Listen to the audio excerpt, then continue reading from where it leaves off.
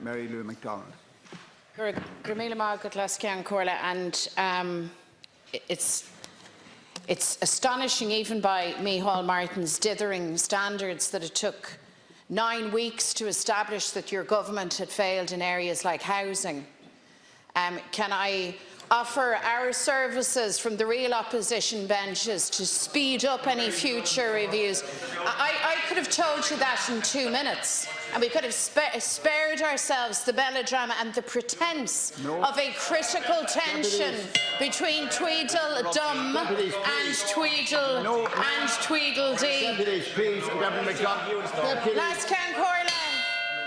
It seems you will have an opportunity, and I would also say to Deputy McDonald, perhaps you mightn't invite interruptions. Pardon me? Perhaps you mightn't invite interruptions. Oh, indeed, or perhaps I might.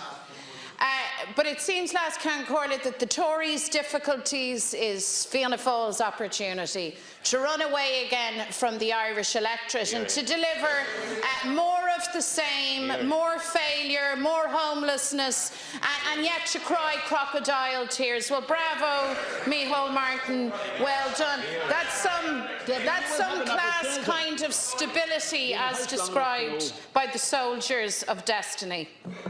However, to more prosaic matters, Last Corlett, and perhaps these might be less provocative and less upsetting to the delicate souls on the Fianna Fáil benches. Again, the European Council will meet to discuss the shambles that is Brexit. And once again, the Council will and must remain resolute in its view that the withdrawal agreement that has been negotiated in good faith between Britain and the EU, including the Irish Protocol in particular, cannot be renegotiated, cannot be diluted, picked apart in any way, shape or form. I've made the point here previously, Last Corlett, that Brexit, any type of Brexit, will represent a very bad day for Ireland North and South, and so it will. The withdrawal agreement can't and won't change that, even if it is ultimately agreed as the least worst option. It will still be a very bad day for our country. It's by no means perfect, and the political declaration relating to the future relationship remains aspirational. However, it must be acknowledged that the withdrawal agreement on offer is one that mitigates against some of the worst aspects of Brexit.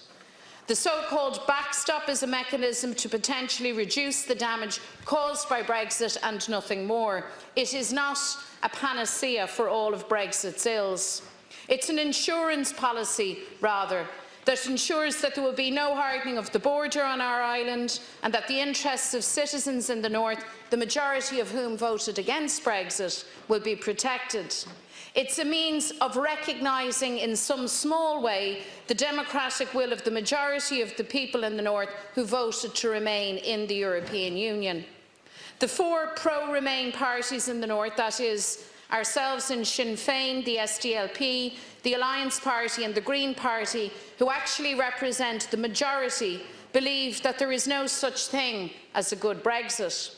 We accept that the majority of ordinary people across this island and those in business and in civic society don't want Brexit, and that we have a shared responsibility to protect jobs, our economic stability and people's livelihoods. That is essential.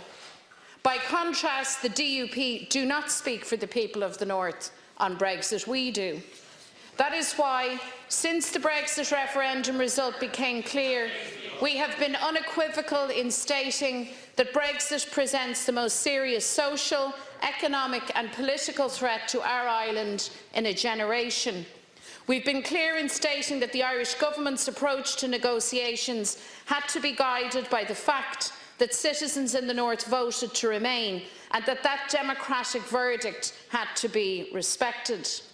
We are glad that that has been the case for the most part, and I have acknowledged the work of An Taoiseach, the Taoiseach, and more importantly our Irish officials here in that regard, and of course Minister McEntee Freshen. And I'm happy to do that again. But we're now at the end of that negotiating process, and the outcome is still very far from clear. On Monday, the British Prime Minister shelved her plan for the meaningful vote. because it was going to be defeated. That was very clear, and by a very substantial margin. That and the overnight machinations in London heightened the prospect of a no-deal scenario or a crash scenario. Now, that is not something that anybody here wants. But it is now a distinct possibility, and it's one that needs to be faced up to. Not accepted as an inevitability or a fait accompli, but certainly a prospect that needs to be met. In the absence of the withdrawal agreement and the backstop contained therein, there is no way of guaranteeing no return to a hard border. On the contrary, there will be an automatic hardening of the border. Citizens' rights will be automatically undermined, and the Good Friday Agreement will be automatically sabotaged. I've made it very clear repeatedly to Theresa May, and I put this to the Taoiseach here yesterday and again today, that in the event of a crash-out Brexit or a no-deal scenario, that we in Sinn Féin believe it will be necessary to put the constitutional future of the North to the people by way of a unity referendum. I firmly believe it's time for you, Taoiseach, to take up this position. If the people of the North are to be disregarded in this process, then the people must have their say. This is a reasonable democratic position, and one that I believe all parties here should support. Uniting our country would end the need for a backstop definitively and permanently. And as the Taoiseach rightly pointed out earlier on, the border in Ireland is now no longer simply a problem for us. This is now a European problem, not least, as the Taoiseach points out, because it presents and will present a real and present danger to the integrity of the beloved single market.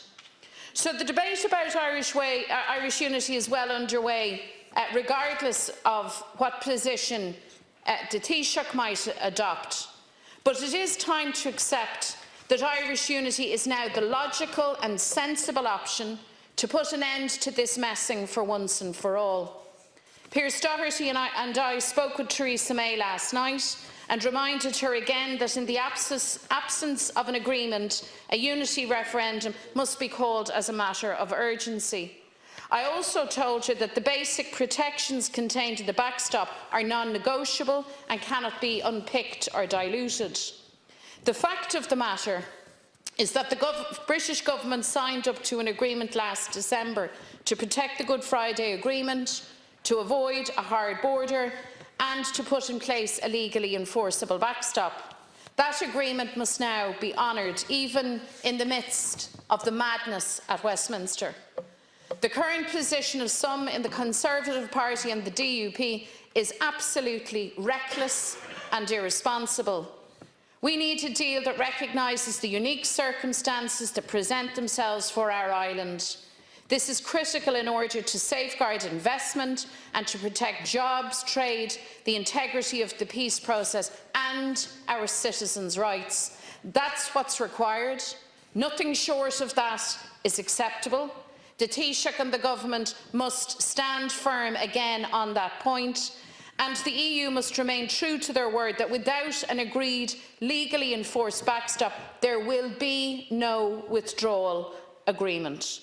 So, Taoiseach, I hope you bring that message with you once again to Brussels tomorrow, and I hope you consider, quietly perhaps away from this chamber, now the necessity to look to the prospect of a crash and all of the damage, long-term damage that would mean, and to begin, albeit quietly, if that's your choice, to begin planning the pathway for constitutional transition, because it is surely upon us.